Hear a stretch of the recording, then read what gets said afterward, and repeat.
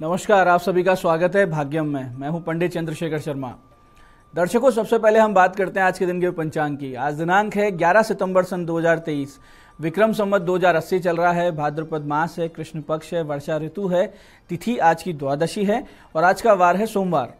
आज के नक्षत्र की बात करें तो पुख्य नक्षत्र शाम बाद 8:01 तक है, फिर आगे आश्लेषा नक्षत्र आ जाएगा। योग परिग है रात्रि 12:12 तक, आगे शिव योग है। योग की दृष्टि से आज का दिन मिले जुले प्रभाव वाला है। और करण कौलव है सुबह 10:41 तक, आगे तैतिल करण रहेगा। सूर्योदय का समय दर्शकों सुबह 6:10 का था और सूर्यास्त का समय शाम 6:36 का है। आज का राहु काल सुबह 7:30 से 9 बजे के बीच है, पूरी तरीके से टाल दीजिएगा। शुभ कार्य लंबी यात्रा नहीं करते हैं, लेकिन सुबह जल्दी आने वाला राहु काल है तो भगवती का स्मरण करें, दुर्गा नाम का स्मरण करेंगे तो ये राहु काल योग कारक हो जाता है। अभिजीत मुहूर्त आज 11:58 से दोपहर 12:48 के बीच है। दिन में 4 बार दुष्ट मुहूर्त भी रहेंगे, इनको ध्यान से समझिएगा और सूझबूझ से टाल दीजिएगा। ये हैं दोपहर 12:48, दोपहर 1:38, दोपहर बाद 3:17 और 4:07। आज का दिशा शूल दर्शकों पूर्व दिशा में है, तो पहली कोशिश तो ये करें कि पूर्व दिशा की यात्रा को टाल दें, लेकिन जाना जरूरी है, अनिवार्य यात्रा है तो परिहार करके निकले। परिहार बहुत सरल है, पूर्व की ओर मुख कीजिए, सामने एक दर्पण रख के अपना मुख उसमें देखकर और 5 कदम पीछे चलिए। और जब आप ये करें तो भगवान श्री राम और अपने इष्ट का हृदय में ध्यान करके उनसे प्रार्थना करके फिर इस दिशा की यात्रा करें, तो यात्रा अच्छी रहेगी, दिशाशूल आपको परेशान नहीं करेगा। आज का शुभ समय दर्शकों, यानी आज के दिन का सदुपयोग करने का जो समय है वो है सुबह 9:30 से सुबह 10:50 तक, फिर दोपहर 2 बजे से लेकर शाम 6:30 तक। दोनों कालखंड बाकी दिन की अपेक्षा ज़्यादा शुभ योग कारक है। अच्छे एफर्ट्स करें तो इसी समय करें। आज की चंद्र राशि दर्शकों कर्क है, यानी चंद्रमा अपनी स्वयं राशि में गोचर कर रहे हैं, जिससे आज का दिन सभी 12 राशियों के लिए कुछ इस प्रकार रहने वाला है। सबसे पहले बात करते हैं मेष राशि की। मेष राशि वाले घर में किसी शुभ कार्य की योजना बनाएंगे। वहीं वृष राशि के जो लेखक हैं, कवि हैं, शिक्षक हैं या लेखनी से जुड़े हुए, वाणी से जुड़े हुए जो कार्य करते हैं, उन लोगों के लिए बहुत ही शुभ दिन है। मिथुन राशि वाले आज धन लाभ करेंगे और निवेश से लाभ उठाते हुए दिखेंगे। वहीं कर्क राशि वाले आज आपको मन मजबूत रखना है, ऐसा ना हो कि कोई आपको हर्ट कर जाए, कोई चुपती बात आपको बुरी लग जाए। सिंह राशि वाले ध्यान रखें कि जल्दबाजी में व्यापारिक निर्णय बड़ा नुकसान दे सकते हैं। कन्या राशि वालों को मिल सकती है मन मांगी मुराद। तुला राशि वाले अपनी व्यवहार कुशलता और सौम्य स्वभाव से कार्यालय में पाएंगे सम्मान और प्रेम। वहीं वृश्चिक राशि वालों का मन आध्यात्मिकता में विशेष रुझान लिए हुए रहेगा। और धनु राशि वाले सावधान रहें कि किसी कानूनी पचड़े में आप नहा पड़ जाएं। और मकर राशि वाले अपने वैवाहिक जीवन में छोटी मोटी गलत फहमियों को आज दूर कर सकते हैं। वहीं कुंभ राशि वाले विदेश यात्रा का विचार ला सकते हैं या करेंगे कहीं दूर जाकर काम। और मीन राशि वाले किसी आकस्मिक लाभ की उम्मीद आज कर सकते हैं। अब बात करते हैं आज के दिन की ज्ञान चर्चा की, जो आपकी हमारी अंत्यदृष्टि को, प्रज्ञा को जागृत करेगी। फिर आगे समझेंगे उन विशिष्ट उपायों को जो आपको समस्याओं से बाहर निकाल लाते हैं और जीवन में सफल बना देते हैं। अंत में करेंगे आज के दिन की ज्योतिष मंत्रणा और समाधान। दर्शकों, आज की ज्ञान चर्चा में हम समझते हैं आज के दिन के पर्व को। आज वत्स द्वादशी है, जिसे राजस्थान में बिच बारस भी कहते हैं। भविष्य पुराण के अनुसार गौ माता की पृष्ठ देश में ब्रह्मा का वास है, गले में विष्णु का और मुख में रुद्र का, मध्य में समस्त देवताओं का और रोमकूपों में महर्षि गण, पूंछ में अनंत नाग, खुरों में समस्त पर्वत और गौमूत्र में गंगादि नदियां, गोमय में लक्ष्मी और नेत्रों में सूर्य और चंद्रमा विराजित है।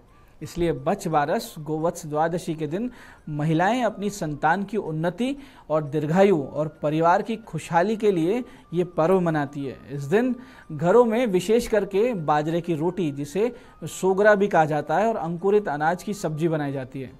इस दिन गाय की दूध की जगह भैंस या बकरी के दूध का उपयोग किया जाता है।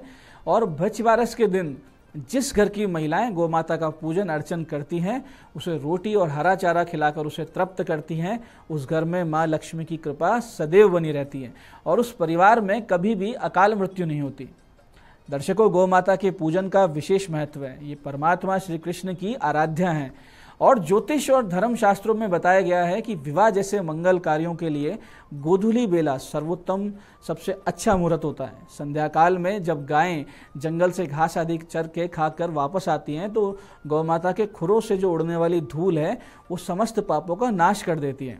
ऐसे ही प्रसिद्ध वास्तु ग्रंथ सम्रांगण सूत्र के अनुसार भवन निर्माण का शुभारंभ करने से पूर्व उस भूमि पर ऐसी गाय को ले जाकर बांधना चाहिए जो सवत्सा हो, यानी बछड़े वाली हो।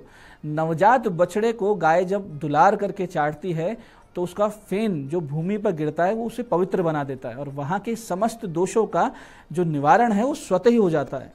इसलिए आज ही नहीं, जीवन के प्रत्येक दिवस को गौ सेवा, गौ माता का पूजन आप करें तो सभी 9 ग्रह, वास्तु ये सब आपके अनुकूल रहेंगे, इसमें कोई भी संदेह नहीं। यही आज की ज्ञान चर्चा का सार है।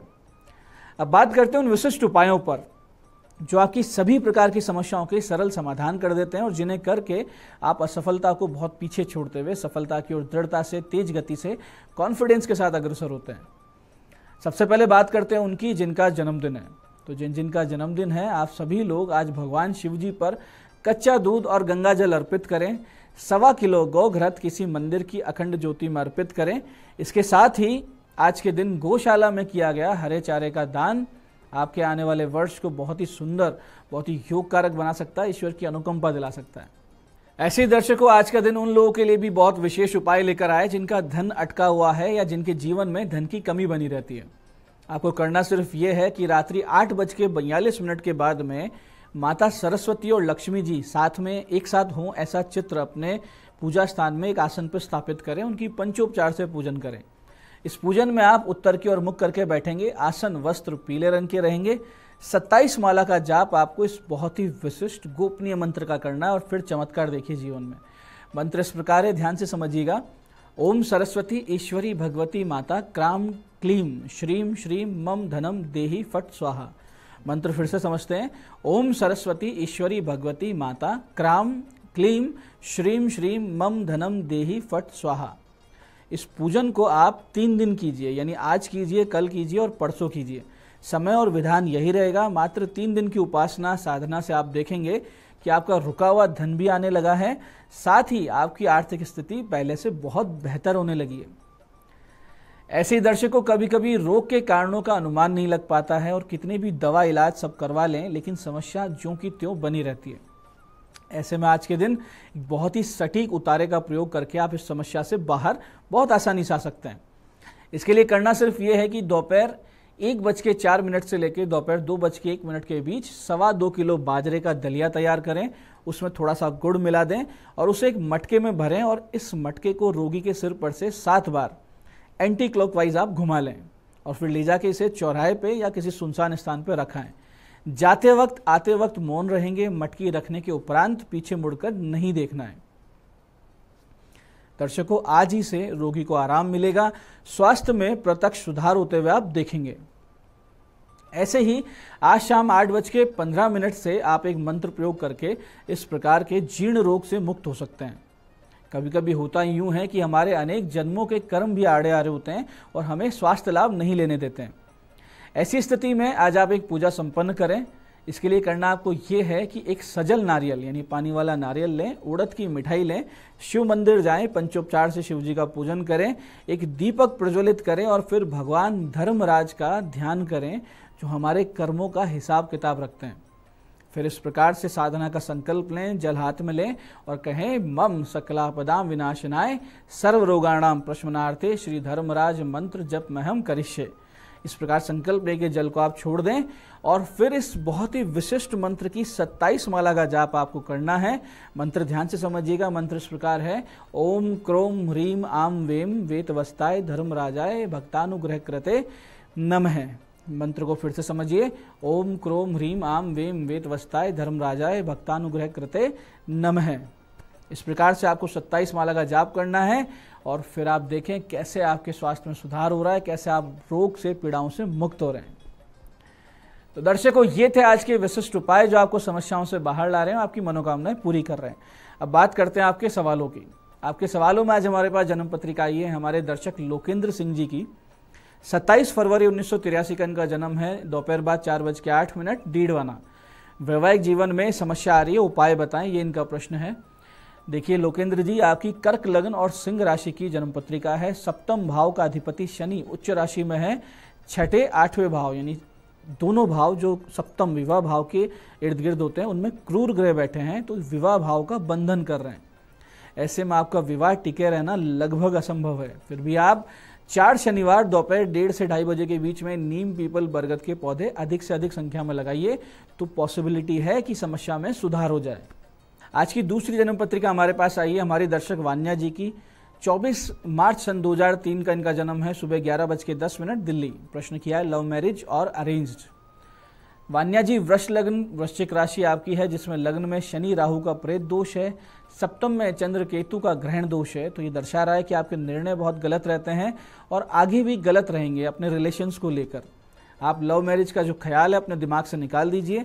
आपको घट विवाह और शनि राहु केतु इनकी शांति करवा लेनी चाहिए और विवाह से पहले करवा लेनी चाहिए, वरना बहुत बड़ी समस्याओं का सामना विवाह के पश्चात आपको करना पड़ेगा। तो दर्शकों, ये था आज का पंचांग, आज के विशिष्ट उपाय और ज्ञान चर्चा। मैं पंडित चंद्रशेखर शर्मा ये आशा करता हूं कि बताए हुए उपायों को सही विधि, सटीक समय, अटूट श्रद्धा के साथ करके आप पूरा लाभ उठाएंगे और जो ज्ञान चर्चा, जो सत्संग हमने किया, इसे अपने जीवन में उतारेंगे। धीरे धीरे आपका जीवन शिवमय, सत्यमय और आनंदमय होता जाएगा। मैं महादेव से प्रार्थना करता हूं कि जब आप हमारे बताए हुए उपाय करें तो आपके कष्टों का निवारण अवश्य हो और मनोकामना पूर्ति निश्चित रूप से हो। कार्यक्रम में बने रहने के लिए बहुत बहुत साधुवाद। भगवती आप सबका कल्याण करे। जय आदिशक्ति।